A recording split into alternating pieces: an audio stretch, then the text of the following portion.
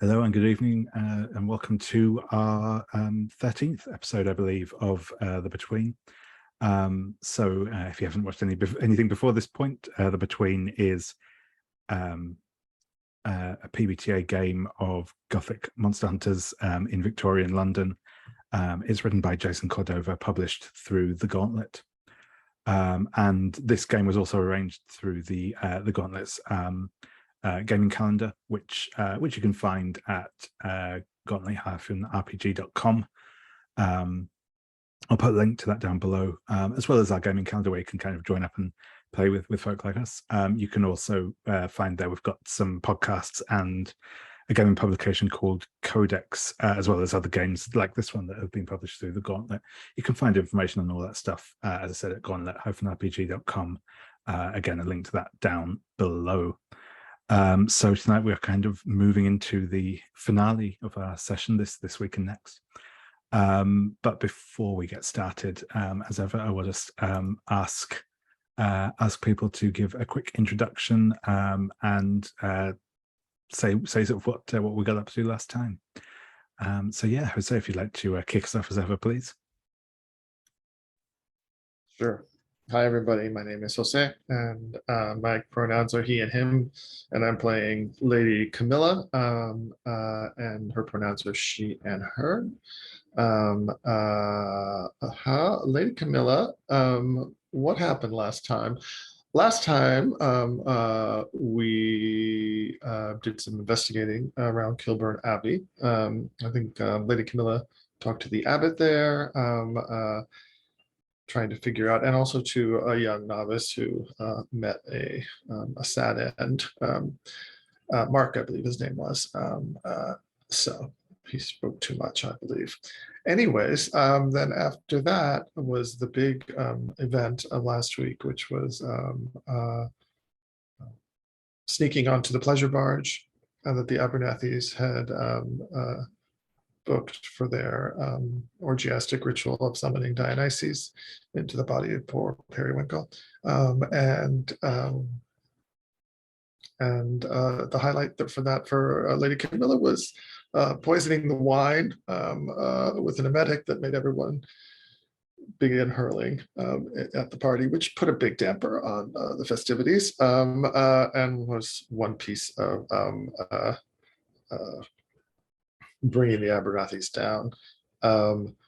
But the coup de grace was definitely having a flock of reporters waiting on the dock when the Abernethys came out, got vomit covered and dazed from their and all their society, secret society compatriots were revealed to the press. So I don't think they'll be hosting any parties anytime in the near future. That's what I remember. Yeah, brilliant. Thank you very much. And Elle, if you'd like to go next. Yeah, I'm Elle. My pronouns are she, her, and I'm playing Fujisawa, the factotum, who works for Hargrave House in general, but more specifically, our vessel, Priyanka Balakwa. Last time, Fujisawa visited with her friend, the disgraced former vicar, Brother Samuel, and engaged in an unconventional sort of confession of her desires toward her employer. She also had a sort of downbeat hangout session with our acolyte back at Hargrave House. And at night, she helped resolve the Jinley murders aboard the pleasure barge Persimmons, I believe it was called, and has set up the Abernethy's former houseboy Periwinkle with a room in the servants' quarters of Hargrave House.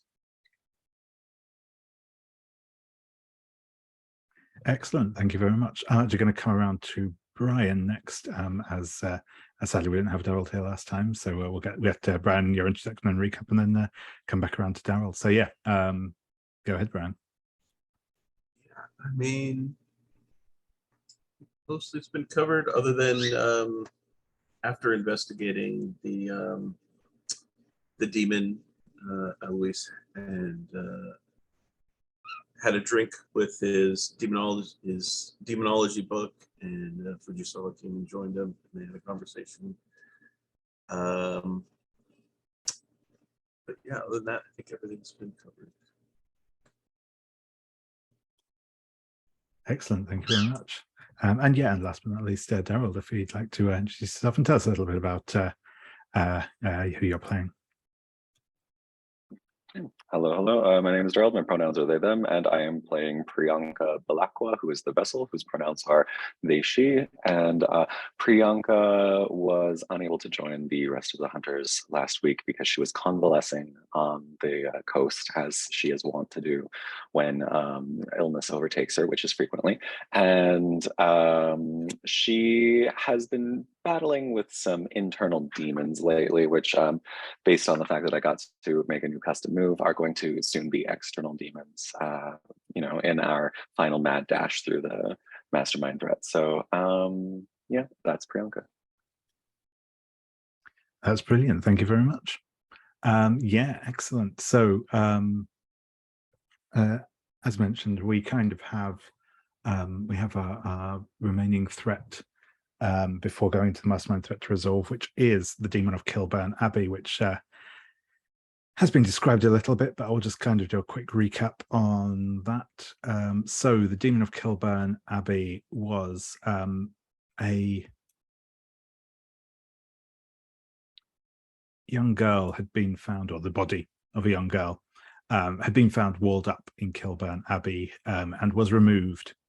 Ever since that had happened, the Abbey has been beset by all sorts of unfortunate goings on, seeming possessions of the monks there, leading them to blasphemy and other distressing behaviours, including, as was mentioned, the death of one of the young novices last time. This has all come about as the work of a demon that was freed, that had been bound by the girl's body being in the walls and had been freed.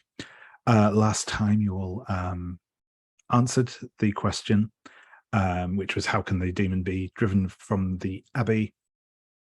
And this will allow you to resolve the threat by using innocence or piety as a bait and then performing a banishing ritual. I think the general gist of the of what you came up with last time was that there needed to be almost some sort of mass confession or the like amongst the clergy to kind of drive the demon out.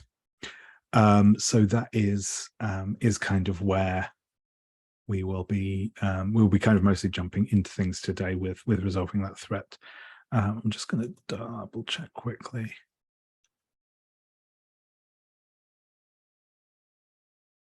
So yeah, we won't have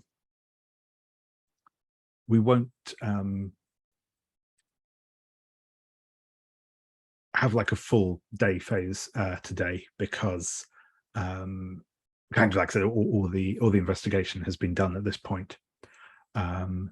I will, though, allow people a quick opportunity if you want to have any either vulnerable moves or just any other quick scenes, sort of amongst yourselves. But then we'll kind of move straight on from that point to the desk phase. So yeah, Lady Camila, was there anything you would like to get up to before we move on to the threat? Do we have any housekeeping stuff to do from the resolution of the other threat, the Gin Lane murders? I believe we have a. I don't know if we did rewards and we may have a mask. We have a mask. Yes, you have a mask. That's right.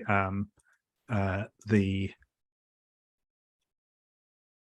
Silenus. Maybe? Yes, that's the one. Yep, that you have the mask of Silenus to do. Oh yeah, we might have done rewards as well, so we can do that now, because I don't seem to have revealed them, as it were, on the sheets. With me 1 second. Okay, so the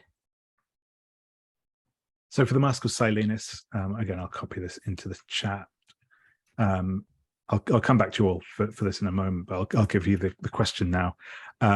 Each hunter narrates a flashback to a moment of intoxication and what insight that grants you now. So that's the question to answer. I said I'll come back to you all for that in a moment. In terms of rewards, yes, you do have a set of rewards from the last session. I've revealed those on the threat tab now, but the first one on the rewards list is a custom move called In Vino Veritas, which is available for someone to take.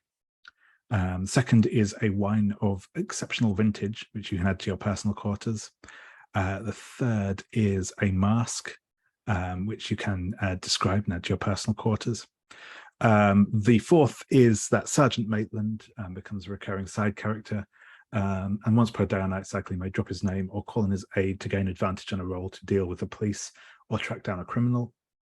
And the final one is Polly O'Donnell, who I don't believe you actually met in the end in the course of your investigations, but becomes a recurring side character, and you can gain one extra clue on the information move when you seek her counsel about London's gay subculture or the military. But yeah, those are the rewards available.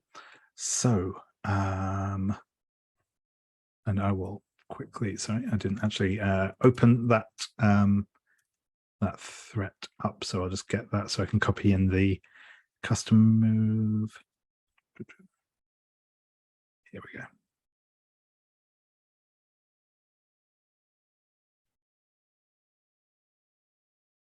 So just paste this in here for the minute. Yeah, cool.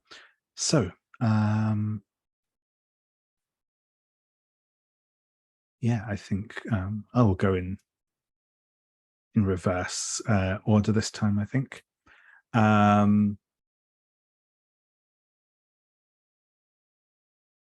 So yeah, Brian, does one of those rewards appeal to you?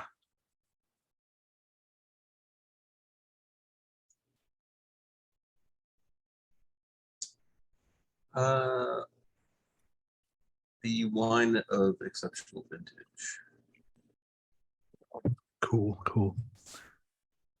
Yeah, Daryl, how about you? Since I wasn't there, I feel like the only one that I can take is a mask, which can be added to my personal quarters. And I would actually prefer that. I know that Elle's going to choose her own reward, but I would prefer that Fujisawa describe the mask as a gift to me from returning from my convalescence. Awesome. If you're okay with that. Yeah, I'm okay with that. I think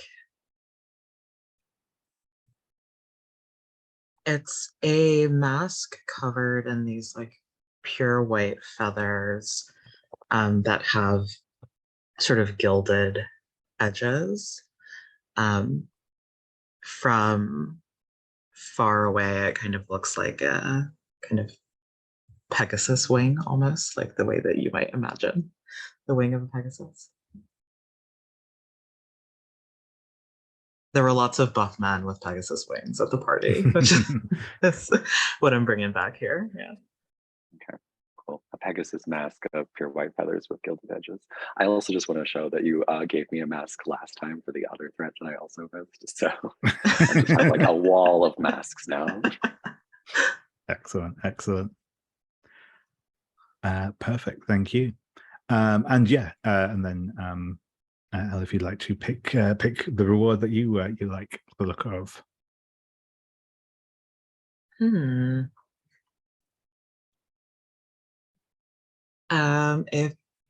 If Jose doesn't mind, I'll take the custom. Cool. Yeah, that sounds good. Sure. Yeah, you can either paste that into your like playbook section or just into the move section in the moves and reference tab, wherever is easier for you. Okay, wherever you have cool. the space. Awesome. And I guess it's going to be, am I unmuted? Yes, I'm unmuted. I guess it's going to be one of the recurring characters for me. Let's see. We've only got this one threat left. Which one would be more? Oh, couple. Well, I might as well, since we don't really know Polly O'Donnell, although I wish we knew Polly O'Donnell based on the description. I guess I'll just go with Sergeant Maitland. Cool. She can drop a name here or there. Excellent. Perfect. Thank you very much. We did do your memory as a servant, I think, last time, didn't we, Fujisawa? We did, yeah. Yeah, cool. Awesome. And so then I will just ask everyone quickly to narrate the Mask of Silenus. So yeah, each hunter narrates a flashback to a moment of intoxication and what insight it grants them now. And just feel free to go in whatever order as thoughts occur to you.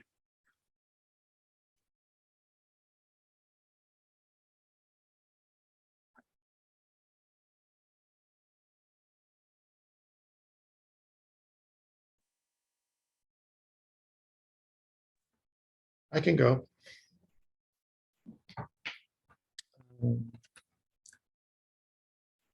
Okay, so this scene opens, this flashback opens with in first person point of view, like you're looking through the eyes of someone, and you're moving through a very opulent candlelit townhouse filled with partygoers. And there's kind of a slight halation or glowing effect on the camera lens, like, you know, when they used to put Vaseline on camera lenses. And, you know, so all the candlelight is kind of, you know, starburst patterns and softness. And there's laughter and glimpses of semi-clothed figures and rapturous embraces, that kind of thing. And you see two wine glasses in a woman's hand leading the way, occasionally spilling dollops as she swerves between the press of people. And then she emerges into a corridor where she briefly steadies herself on a banister and then proceeds down the stairs. And then the scene shifts and it's no longer in first person. And you see a young version of Lady Camila enter a basement room holding the two glasses of wine. And she approaches another young woman who we recognize as Lady Cressida and hands her one of the glasses. Again, a younger version of Lady Cressida.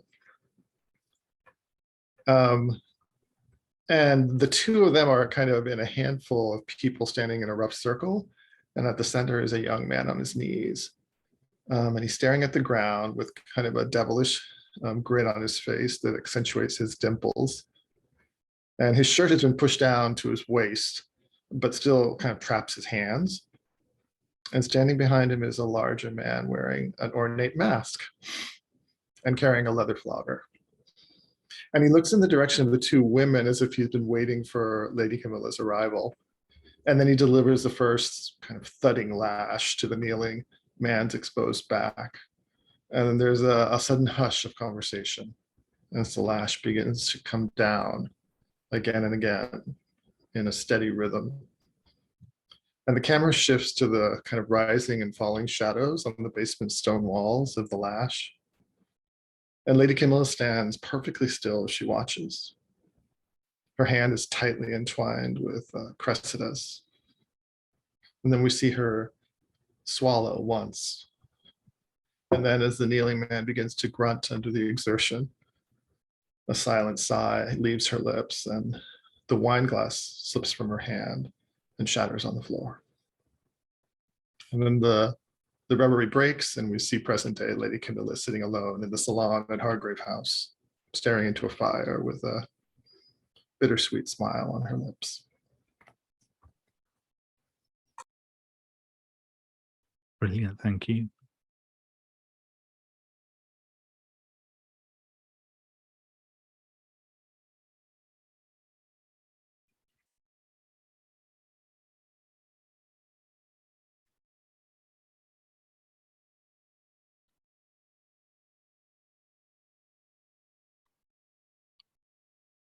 I think that we see Fujisawa in a gambling den for the first time.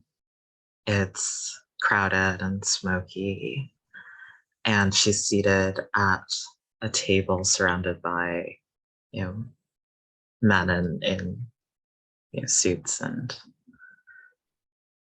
she is entirely fixated on the game itself and the certain type of intoxication she feels as she antes up, adds her money to the pile.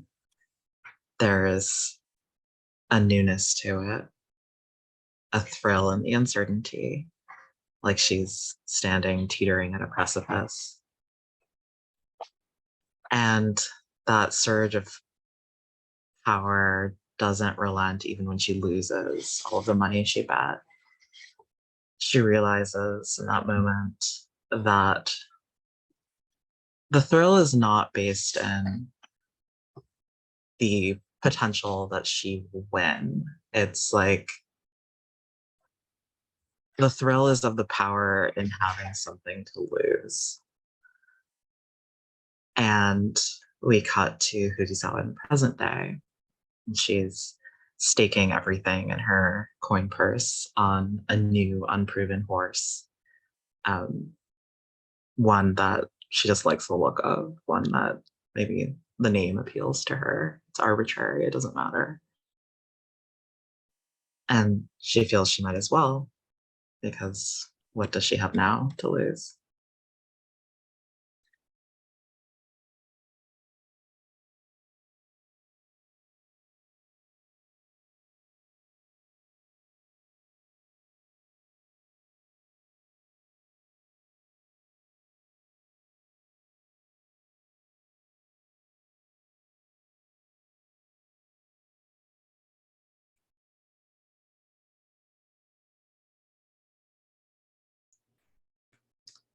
Um, we see, kind of familiar scene of young Eloise, a little bit older now, maybe one of the older kids now at the school he attends, and sitting with a pile of books studying, and he just gets grabbed and dragged away from his books. I think a group of boys are sneaking out at night and going to a local park, and at first reluctantly, but eventually enthusiastically, he's sharing drinks with all of them, and we see scenes of them all just arms over each other's shoulders, singing, and then stumbling, trying to sneak quietly back to their beds, and then I think it ends with a scene the next day of Alois kind of back to the norm of being a bit ignored by those same boys that he had his arm around the night before, like shrugging and going back to his books.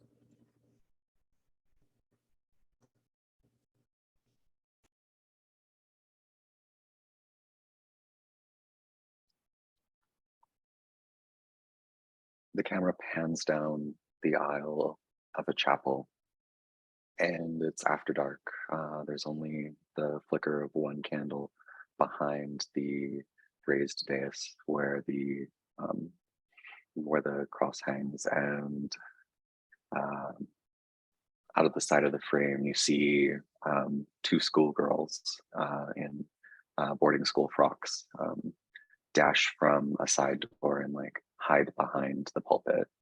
And the camera swings around to reveal a teenage Priyanka and another girl. And Priyanka looks very anxious and says to the other one, Marion, we really shouldn't be doing this. We're going to get in so much trouble. And then the girl turns around and says, Priyanka, just because your uncle is a priest does not mean that you must also be a nun. you need to learn to have a little bit of fun. And she uncorks a bottle of the sacramental wine and pushes it into Priyanka's hand. And with much trepidation, Priyanka raises it to her lips and feels the buttery taste of the wine pour over her tongue. And then the burn comes and she coughs and spits it back up. And Marion laughs at her and easily takes the bottle and tosses back a swig. And as they whisper in the night, they work their way through the bottle. Priyanka starts to wonder what this feeling is like, what this feeling that feels like prayer but isn't prayer is. And as they get to the bottom of the bottle, Marion leans in close to whisper a secret to Priyanka's ear, but the secret is just lips on an earlobe. Priyanka clenches her hands in her lap and under her breath starts to pray.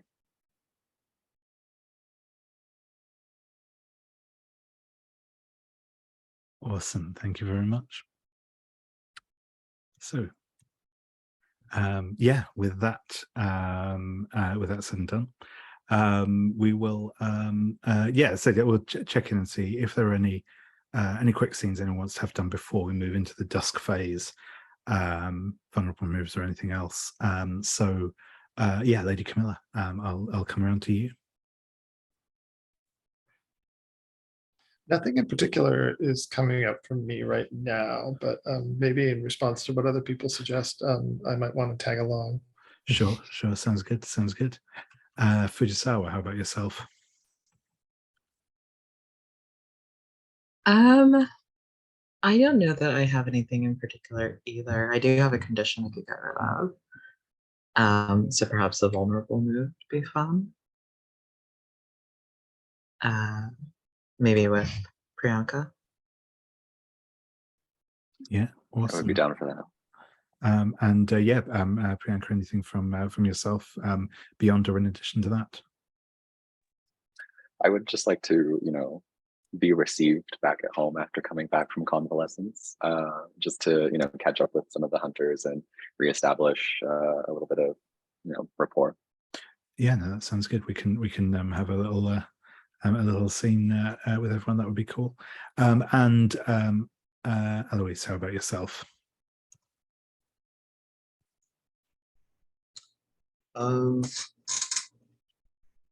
Yeah, vulnerable move would be good. I've got 2 conditions to deal with. I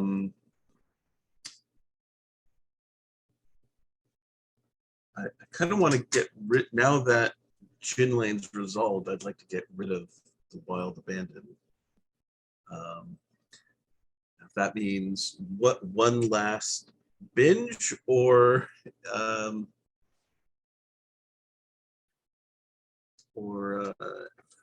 joining somebody else. Revise. I guess either way makes sense. But I kind of wanted to end that Eloise's drinking phase with the end of the Jin Lane threat. Awesome. Yeah, that sounds good. I'll come back around to you again, Jose. Any thoughts on that?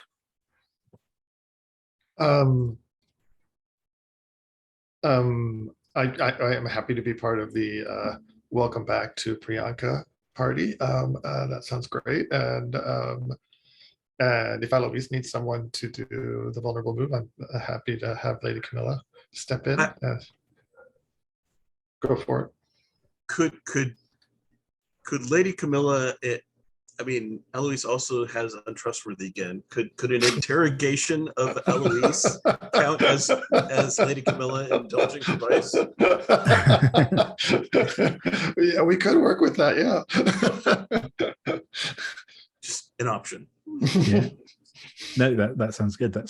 So yeah, we'll jump in then with just sort of that just a little scene as Priyanka returns to Hargrave House, and then we can sort of split off into the vulnerable scenes. Feel free to sort of frame up the scene and take it away as you wish.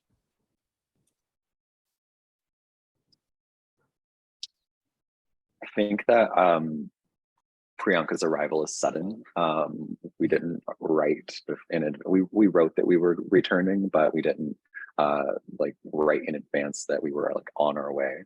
And so I think that we like the door opens and Priyanka comes in, and we're dressed all in white again. But like the thing that's very different this time is that we're also very pale. We're very we look very frail, as it were. A lot of the color's gone from our cheek, and we kind of move very slowly, as if there's a very heavy burden on our shoulders. And then there's a handkerchief that we pull out and cough slightly into, and there's a little bit of black that comes back from it. But which we quickly hide away, tuck into our sleeve. And we look around and say, Fujisawa or anyone? Is anyone here? I think that the first person you see might be Periwinkle. So I think Fujisawa has farmed off some of her duties to Periwinkle and has been mostly ignoring the others. So I think you've noticed that the house overall is a little dustier. The mirrors are a little less clear. But as Periwinkle like moves out into the reception hall to greet you, you see Fujisawa looking up from the dining room table, perhaps, and she says, "Oh, Periwinkle, actually, I've got this. Why don't you tend to the kitchen for now?" Yeah, dining at table. She's been going wild in your absence. Oh my. And So, yeah. and I think that very uncharacteristically, Priyanka actually like reaches a hand out to like steady themselves with your grip if you let her take it. Yeah, I think you can see that like at first there's a sort of coldness in the way Fujisawa receives you. Then she sees like how frail you look, and there's this like concern and warmth that like comes back into her eyes. Miss Balakwa, are you all right? Fujisawa, yes, I'm much relieved from my time at the coast. You know how the sea air does well for me. Yeah. Yes, I suppose I see that. Have you been busy? How have things been here at the house? And tries very hard not to like look at the slight layer of dust on things. We have been much occupied with the shadows of London, as you can imagine. I do think the others have missed you and your presence here. And certainly I have missed all of you. And gives a little bit of squeeze to Fujisawa's hand. Says, I apologize for letting everyone down and leaving the cleanup of London's seedy underbelly to all of you while I was away. Oh, no apology necessary for that. Shall I accompany you to your quarters? Shall I take your bags? This one can take the bags, I think, but I'm very famished from my travels, and so I would like to dine. Is there still breakfast on the table? I'll have Reginald make you a plate. And I think as Fujisawa leads you into the dining room, you can see that as you saw briefly earlier, she does have like her own plate already kind of set out on the table. She was, eating breakfast alone and reading the newspaper perhaps. as though she's just a regular member of Hargrave House. And she'll gesture to Reginald. He'll bring out some food for you. And she's just, sitting across from you like she's your peer. And I think Lady Camila maybe enters the dining room at this point. And this is not the vulnerable move you're doing right now. It's the kind of the welcome back, right? Mhm. Right. Okay, I don't want to intrude on your vulnerable move. No, please come in. No, I don't think anyone's being very vulnerable right now. So I think Lady Camila sweeps in and says, "Miss Priyanka, you have returned." And she comes in for an unexpectedly affectionate kiss on Priyanka's cheek. I don't know how Priyanka responds to that. Probably with quiet reserve, as we have been receiving everything since we've returned. My dear. Go ahead. Lady Camila, it is so good to see you again. I do apologize for my sudden absconding from London. I truly did fall quite ill. Tut tut. No worries. We were all quite capable in your stead, but we do welcome your return. Are you quite well, my dear? You seem pale. Yes, it was rather cloudy at the coast, but I think that was best for my convalescence, actually. I do feel much better, and I hope to join you again very soon. I do not want to be seen as slacking on my duties here at Hargrave House. Of course not, my dear. We have great affection for you, and we all welcome your return to Hargrave House. Reginald, bring something quickly. This woman is famished. And then, so we settle down into the chair and then probably start to very gingerly eat the fruit on the side of the plate or something like that. We don't seem to have much of an appetite, but we try to stay animated in the conversation, including engaging with Fujisawa, who is at table and is has apparently raised in the ranks since I was gone. I think Eloise quietly slips in, while Reginald is bringing in plate, just in his wake, and sits down, just gives a nod. Back to. I think that. What? Go ahead. Just welcome back to Hargrave House. It's good to see you again, Professor Cockburn. I hope that we may resume our conversations on the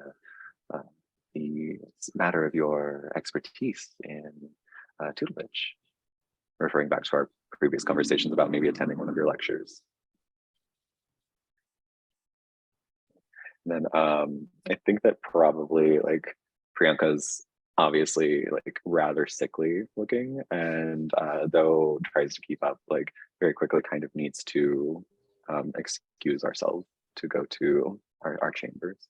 Although actually the one thing I do want to ask is so I do recall that boy who was in the hall from before, and as you know, we don't question how people might make their way to Hargrave House, but are we still referring to him as Periwinkle?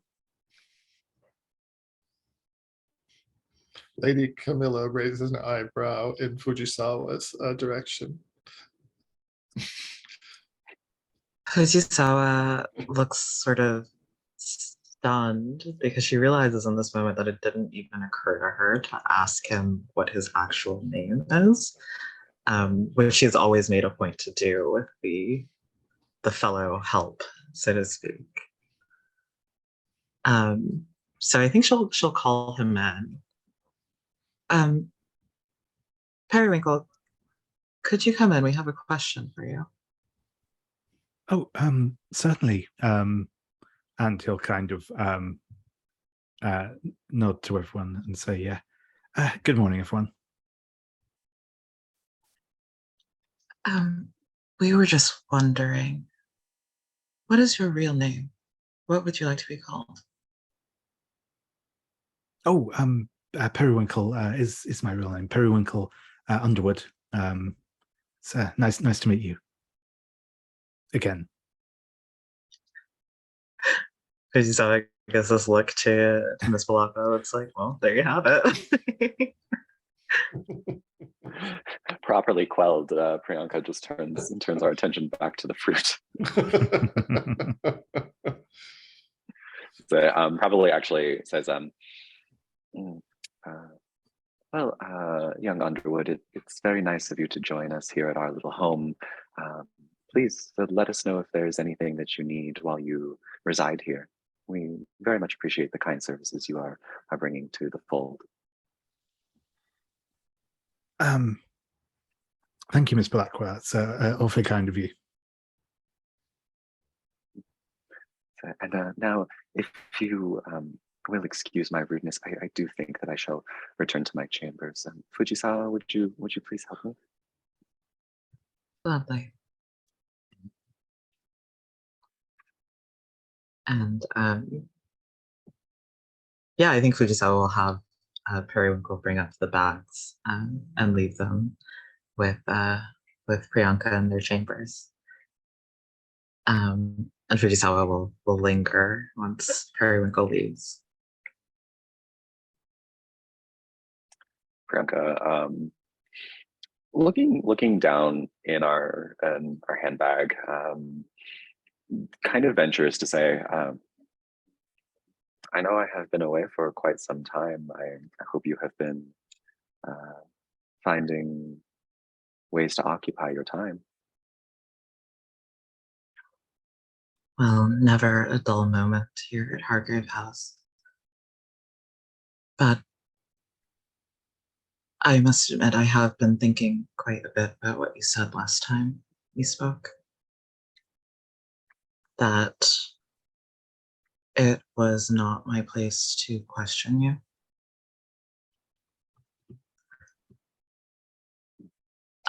Well, go on. Go for it. I know we've had a certain arrangement and an agreement on the relationship between us as employee and employer.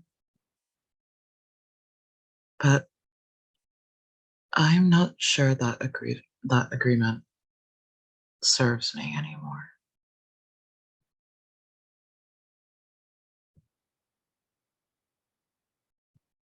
Fujisawa, are you saying that you wish to withdraw from service with me?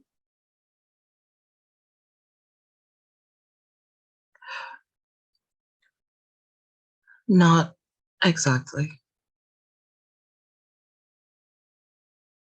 I enjoy spending time with you, and in some strange way, I enjoy serving you. But I just don't think I can be your lesser.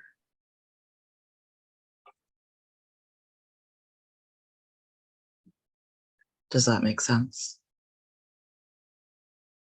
Fujisawa, I believe you stopped being my lesser a very long time ago. If you ever were to begin with, I think it was just me who didn't realize it at the time. You seem to have found your place here in my absence, and who am I to stand in your way?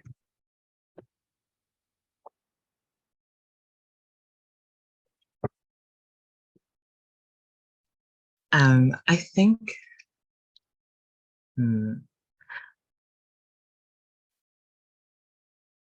I think Fujisawa takes a step closer to Priyanka, just like the tiniest of steps. But I think in the closing of that distance, like Priyanka can now smell the like undercurrent of wine on Fujisawa's breath. It's clear that she's been drinking this morning before Priyanka's arrival. And I think Fujisawa takes the step, and it's a small gesture, but she just like, it's clear that she's nervous about how to proceed here. She's like waiting for Priyanka's reaction.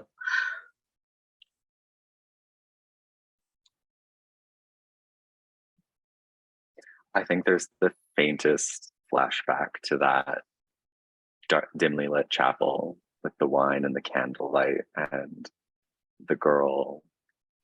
And then maybe there's even like the briefest like superposition of Fujisawa's face over hers. And you just see the exact same gesture, Priyanka's hands clenching in their lap. It says, I'm very tired now, Fujisawa. Perhaps we can continue this conversation in the evening.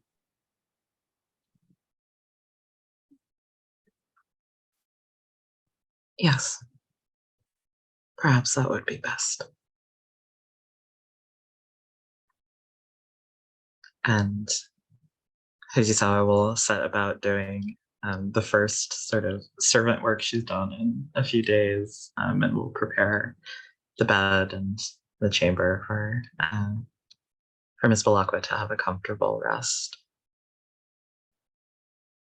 And then Priyanka is going to very kind of like obviously ignore these these ministrations and just read from their little black book of psalmody.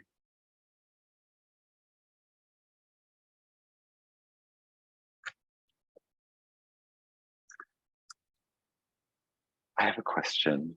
So this would be actually, I think,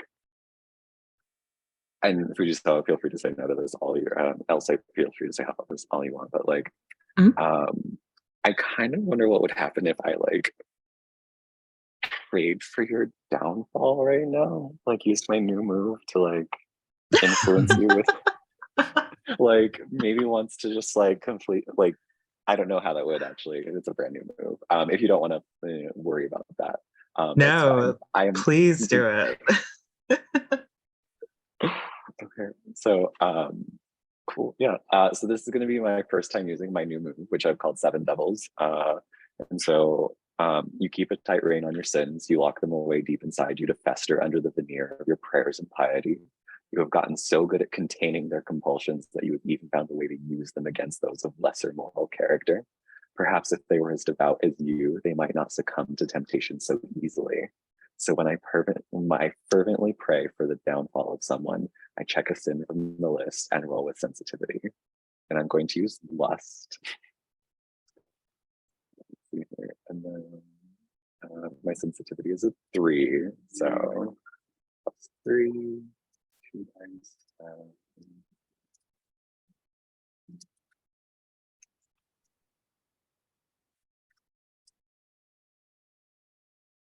That's a 10.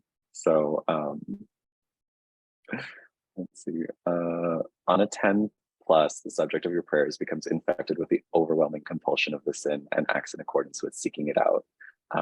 And then so any rolls to manipulate the compulsion of that to the hunter's benefit can take an advantage. I feel like that's probably just a condition. I will kick that over to David to referee that one, but yes, less.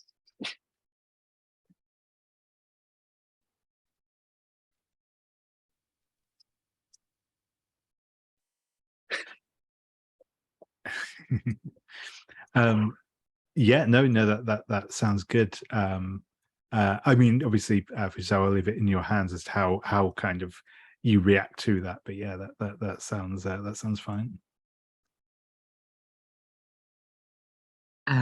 Yeah, is Priyanka doing this while Fujisawa is in the room, or do they wait for Fujisawa to leave? I mean, I feel like you see me like fervently praying.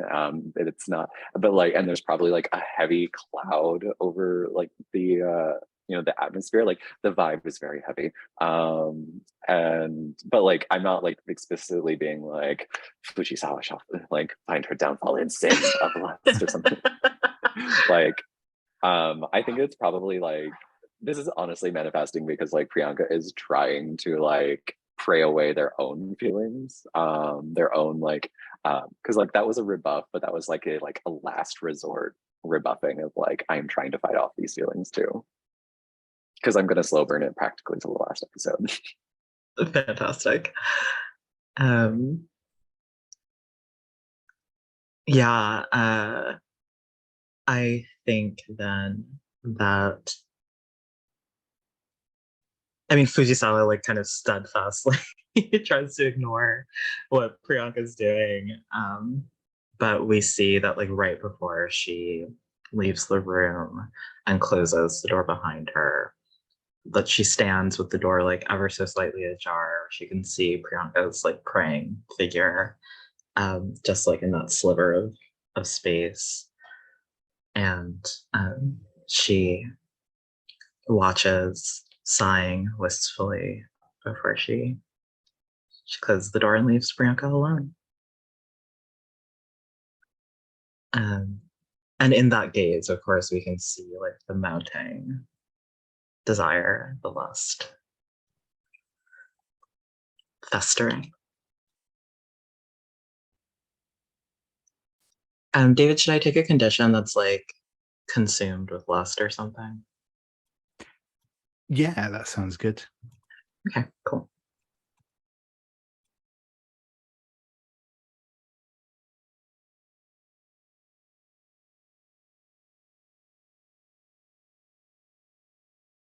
Oh, and sorry, were we doing a vulnerable move?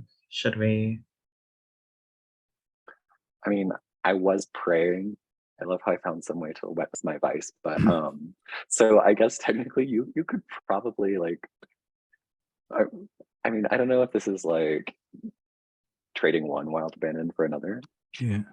In fairness, actually, as well, the marked by the spirit of abandon condition you probably should have lost anyway because the spirit of abandon has been tamed. So you can, I think you can kind of lose that condition regardless. Okay, cool. Awesome. Cool. So yeah, we'll quickly we just have that vulnerable scene between Lady Camila and Eloise, and then we'll take our first break after that, I think.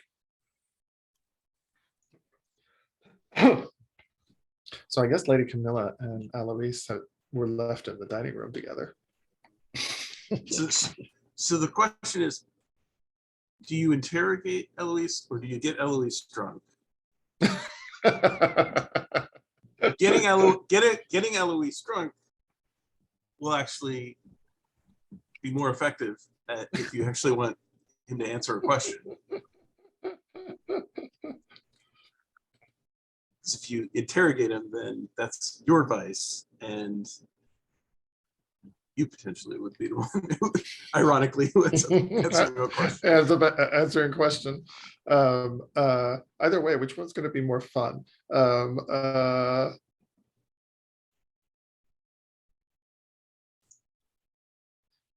Because you're trying to get rid of a couple of, well, you have untrustworthy and wild abandon. Got And it. wild abandon. Okay.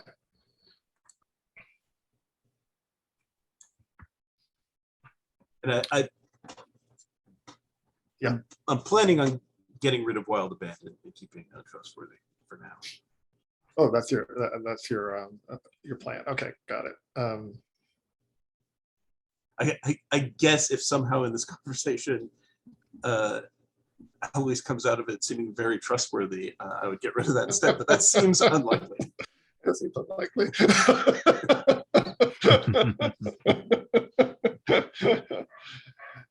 So it's morning, we're just having breakfast, or maybe it's late breakfast. Yeah. Eloise is, I suppose, probably hungover, so he's mostly just drinking tea.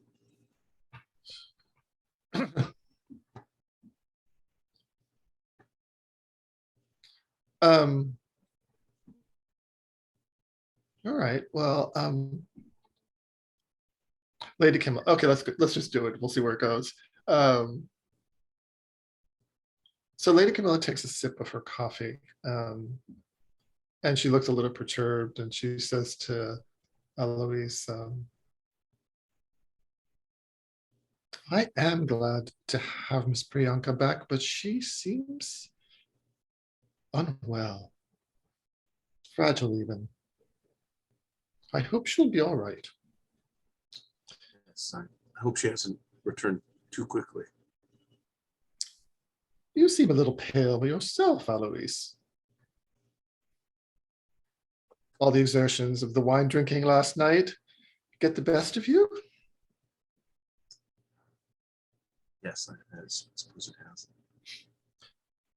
Well, I have a cure for this. Reginald is, in fact, the one who introduced it to me, and she pulls out a little flask, and a little bit of the hair of the dog that bit you, and she pours it into your tea. Drink up, Professor. We need you in good spirits today. Who knows what challenges we will face in the upcoming day. Suppose that's true. And whatever it is that Lady Camila just put into your drink, Maybe it's supercharged. Or it just keeps getting poured, and slowly it goes from mostly tea to mostly whatever is in that glass pretty quickly. And as the professor keeps reading his book and drinking his tea, I think Lady Camila is just sipping her coffee, reading the paper, pretending to read the paper, really, but keeping one eye on Alois and making sure that his teacup is full at all times. And then once some time has passed and she believes that Alois has imbibed enough to be more pliable, says, "So, Professor, you still are such an enigma to me. These 11th hour revelations continue. And I am skeptical of the absent-minded professor subterfuge that you have going. What's really going on with you, Alois?"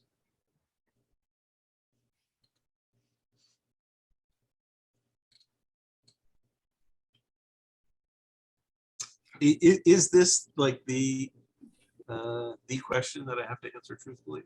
Oh, are we already there? Okay. What I mean, we could go straight to there. I wasn't reading the move. Okay, the move. The vulnerable move. Ask you about your past. You must answer truthfully, but not necessarily completely. I mean, I think so it's in your advice. So yeah. Yeah, I will say I'm certainly picking that option. That if okay, you want, pick that option. If you want to ask a question, I have to answer truthfully. All right. Yeah. Sure. Actually, can I then revise, knowing now Sure. that's the question? Sure. I think when Alois hesitates a moment, looking a little bleary-eyed, Lady Camila says, "I have no doubt that you are committed to Hargrave House, but I can't shake the feeling that you have another agenda as well. What might that be?"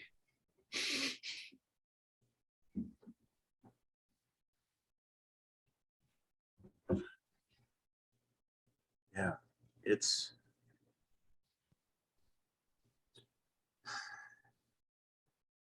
hard, isn't it? It's fulfilling all your obligations. It is. It's always something. Come up short somewhere. Hargrave House. Being a part of Hargrave House, it takes a lot.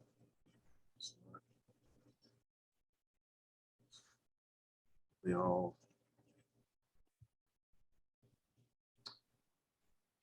we all have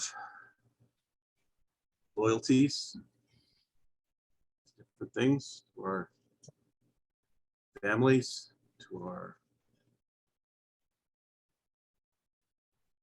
country, to Hargrave House.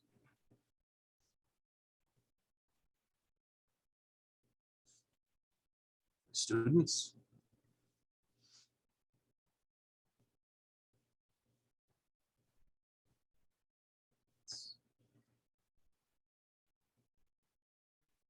Can't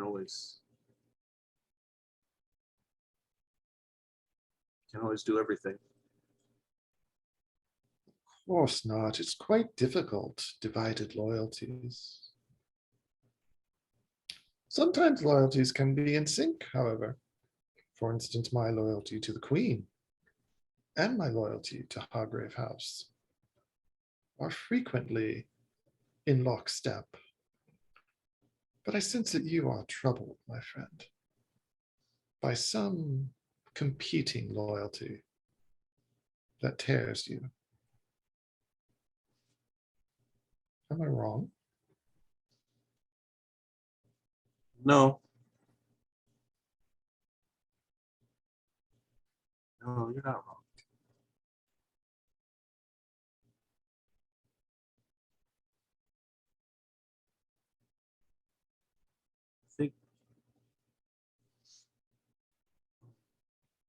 I think I better go lay down for a bit. Lady Camila reaches out her hand and puts it over his and says, "My dear professor, let us make a pact. In the future, if you find yourself conflicted, if I find myself conflicted in divided loyalties, we will reach out to one another as compatriots. Now go rest. The day is ahead of us, and I have a sense that the night will be long."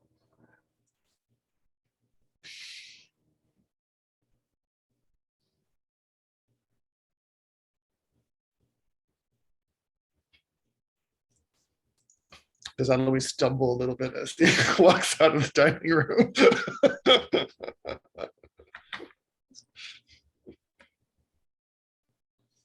And swears off drink. Now on. Forever.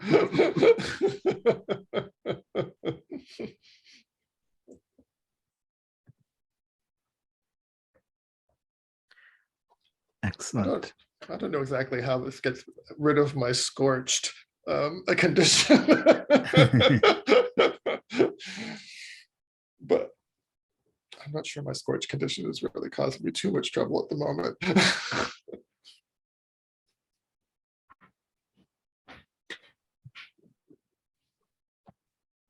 Brilliant. So yeah, we will take a quick break now. When we come back, we will go into the dusk phase.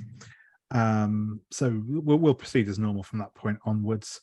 I'm just assigning out roles. We're going to go, I think, for tonight with an evening promenade in Covent Garden as our unseen.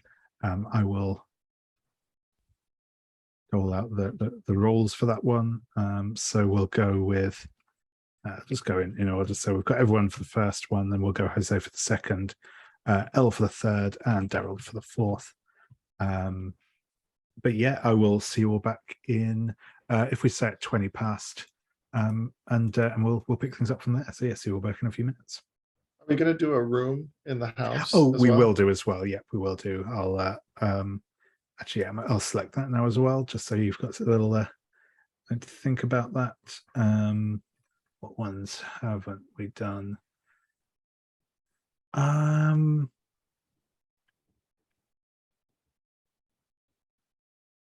I think we'll go for the ballroom. So yeah, Hargrave House once hosted the ball for a group of visitors from the Fey realm. Even today, there are subtle reminders of that night in this room.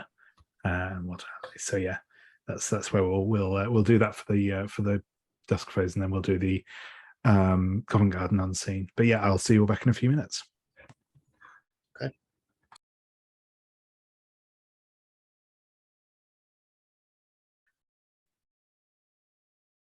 So yeah, we will leap into the dusk phase. So I will ask again. I think does anyone have any moves they want to do in the dusk phase, or moves that trigger in the dusk phase?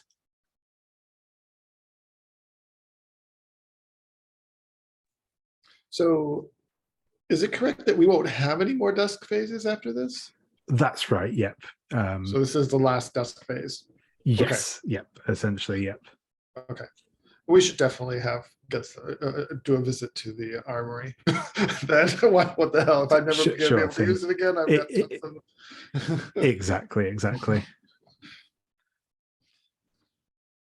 So I don't think it's everyone. I think everyone knows the drill now, I think, in terms of picking items.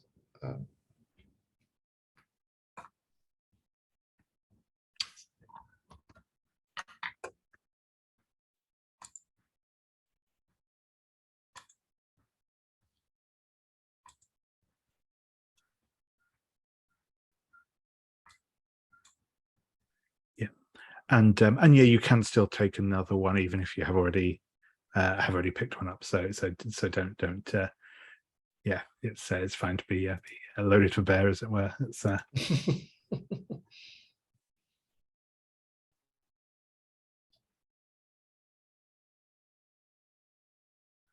I think I'll take the acid pen.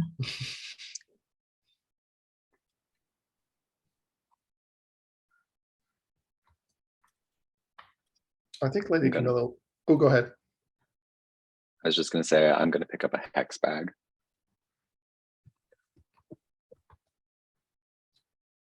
I think Lady Camila is just going to unmark her elephant gun so she can use it one more time. sure, that sounds good. I did take the acid pen before. I don't know if we're allowed to Yeah, no, absolutely. take multiples. Take flash powder. Cool. Awesome. So that is that's that.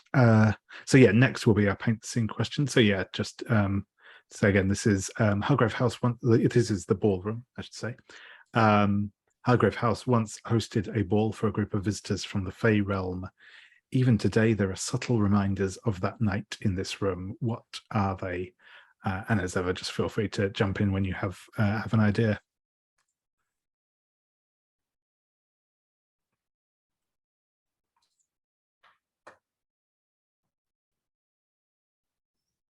I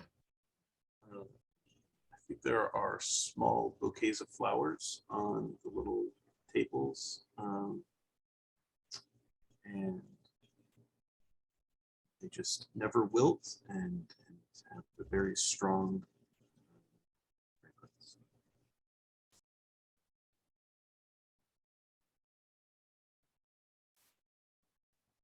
I think that outright lies cannot be told in this room, and that those who try to lie find themselves instead coughing up narcissus flowers and gold dust, which can be very pretty, but also an unpleasant experience.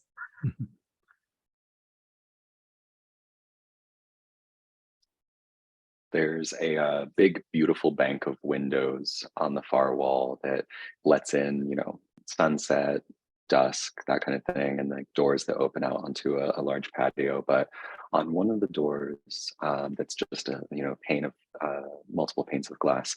There's a particular pane of glass that when you look through it, it looks at a different place where a different party is happening somewhere around the world, and every single time you look through it.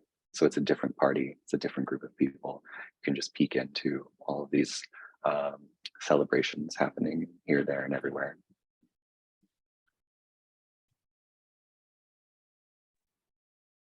And I think on the wall opposite the bank of doors is a huge landscape painting And in that painting, every time you go into the room, you'll see some new figure peeking out from behind a tree, or looking out from the darkness of the cave, or somehow there's always a sense that some eyes are spying on you while you're dancing in this ballroom. Awesome, thank you. So the next thing is to check in with what you will all be up to this evening. So obviously there's not a huge amount of choice tonight. Broadly speaking, you just have the situation at the Abbey to resolve. If there is anything you want to be off doing instead, that is fine. But you know, that's probably going to be our focus for this evening, or for this night phase. But yeah, I guess so. I'll check in with what you do want to get up to, and so if you have any thoughts on how you'll go about doing what you're doing. And I'll start off with yourself, Lady Camila. Aye. So I'm just reviewing this threat and what we just and what we agreed to do, which was to lure the demon out using innocence or piety, and then perform a banishing ritual.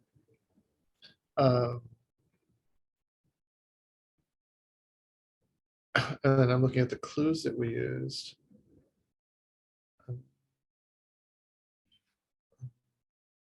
What did we say? Remind me what we said last time. That the initial ritual that had summoned the demon was somehow involved desecrations or blasphemies or heresies or something on the part of the monks, right? And that somehow the reverse we needed to do in some form. I think so. I think that it was something along those lines. I'm forgetting the precise details off the top of my head, but yeah, it was something along those lines. That there kind of needed to be a it's like a reconciling, as it were. Yeah, I think it was like, I think based on the fact that the abbot had like blasphemed during a service and then didn't remember it, we decided that perhaps the monks were doing all of these sinful activities sort of without their knowledge, and that the demon was like feeding on that. So we had to like somehow get them to remember what they did and like confess and like kind of absolve themselves.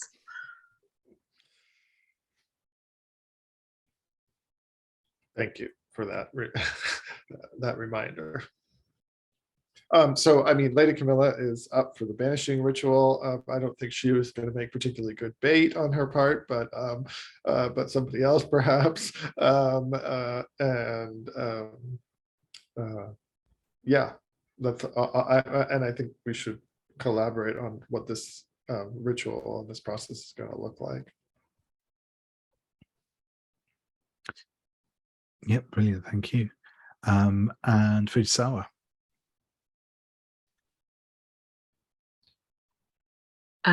I'm torn. I think it would be really fun to be part of the ritual. I was also thinking it would be interesting for Fujisawa to meet with Andrew Baird, if that's a possibility. Yeah, I think so.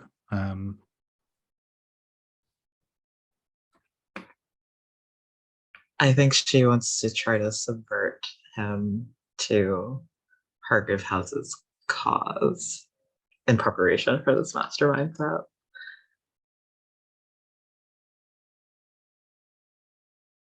Cool. Yeah, that's interesting. Yeah. Yeah, we'll see how that goes. But yeah, no, that sounds cool. Priyanka.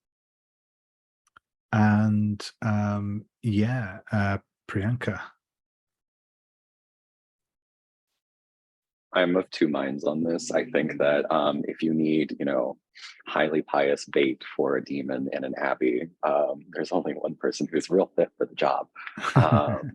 But simultaneously, I kind of also want to start investigating the mastermind threat. So I feel like maybe if at the end of the night, after we resolve it, I could maybe meet up with Alessandra Volpe Like I would be totally fine to take care of the demon first, and then have a pre-dawn meeting with my my counterpart on the other side. Yeah, sure thing.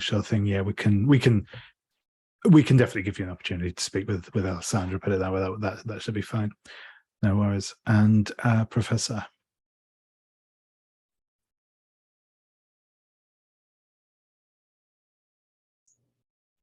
Yeah, I would participate in this ritual to take care of this demon. Awesome.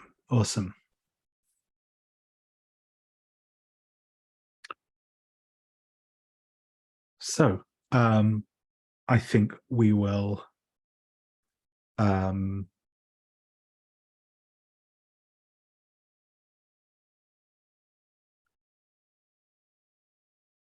I think we will start off obviously with our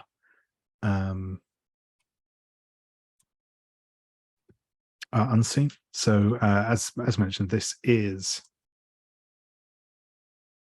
I'll find the right tab again. There we go. An evening promenade in Covent Garden. So Covent Garden houses a large market, selling mostly fruit, vegetables, and fresh flowers, recently covered by a new market building. While most of the stores have packed up by the time dusk falls, the area is still abuzz with visitors. Both the Royal Opera House and the Theatre Royal can be found here. And while it has cleaned up its image a little, it still has a reputation for hosting ladies of the evening. So the initial one is, as I mentioned, a paint the scene question.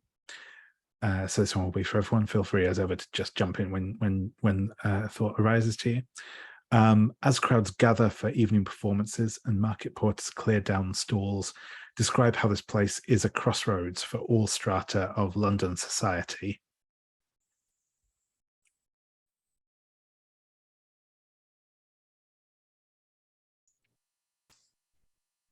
I think you see a stall that's staying open just a little bit later because some of the ladies that are going to the theater have brought hats that the flowers that are in the hat are being replaced with fresh flowers. And then you see someone in the back kind of sorting through the used removed flowers and making a pile that then get taken to a stall next door where they're sold to at a discounted price.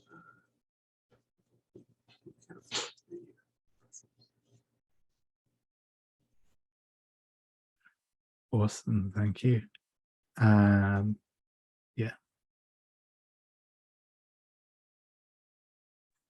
And I'm seeing 3 sailors of some sort. They're not British sailors, and they're not speaking English. They're speaking some Slavic language, or maybe Russian, and they're quite raucous. And they're walking down the street arm in arm, and making commentaries in their native tongue that no one understands, but they find hysterically funny, and just enjoying time off from whatever duties they had on the ship before, although people are looking at them askance. Where did they come from, these people? Who are they? Awesome, thank you.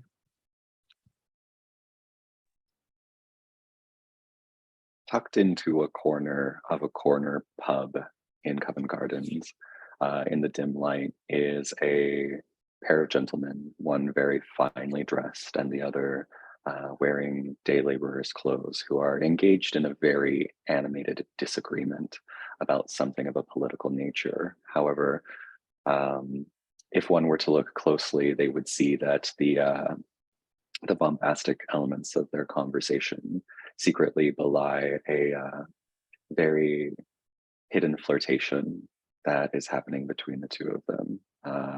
The occasional, dusting off of a coat lapel, or the like popping of a collar to try to assert dominance is actually just looking for excuses to touch each other. And in a place that they would otherwise never cross paths.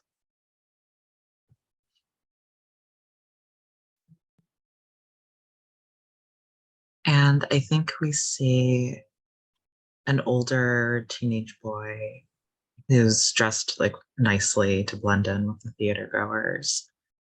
Though a keen eye would see that the cut of his vest is slightly out of fashion and the hem of his trousers is fraying, and that his nimble fingers are slipping into pockets and nicking purses as he navigates the crowds, prowling for the wealthiest among them, those who won't miss the money.